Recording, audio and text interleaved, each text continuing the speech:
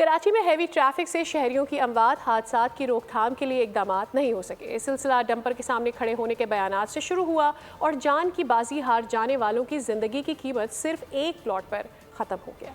اگر اب یہ نہیں رکا، ان ڈمپروں کو روکنے کے لیے آپ کو یہ گورنر ڈمپروں کے آگے نظر آئے۔ ٹریفک حادثات میں شہریوں کی موت کی قیمت صرف ایک پلاٹ۔ حادثات کی روک تھام کے لیے ڈمپر کے سامنے کھڑے ہونے کے بیانات داغے گئے۔ ایک بار نہیں، تین بار ببانگِ دہل گورنر سندھ نے کہا حادثات نہ تھمے تو وہ ڈمپر کے سامنے کھڑے ہو جائیں گے۔ ڈمپروں کو روکنے کے لیے آپ کو یہ گورنر ڈمپروں کے آگے نظر آئے۔ پھر مجھے مجبور نہ کریں کہ میں ان ڈمپروں کے آگے کھڑا ہو جاؤں۔ پھر یہ گورنر سندھ آپ کو ڈمپرز کے آگے کھڑا ہوا نظر آئے گا۔ لیکن ایسا نہ ہوا، حادثات ہوتے رہے، شہری جان سے جاتے رہے اور یہ سلسلہ تاحال جاری ہے۔ مگر گورنر سندھ کبھی بھی کسی بھی ڈمپر کے سامنے کھڑے نظر نہیں آئے۔ ڈمپر کے سامنے کھڑے ہونے کا ڈائیلاگ پرانا ہوا تو گورنر سندھ نے حادثات میں جانیں گنوانے والوں کے لیے پلاٹس کا اعلان کر دیا۔ اس شہر میں جتنے لوگ ڈمپر تلے کچلے ہیں یا ٹینکر تلے کچلے ہیں، ان کے لواحقین گورنر ہاؤس آ جائیں،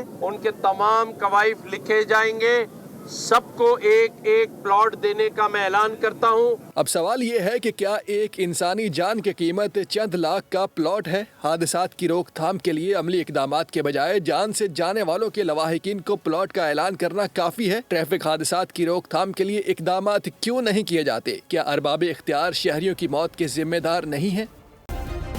سبسکرائب کریں اور بیل دبائیں تاکہ کوئی خبر رہ نہ جائے۔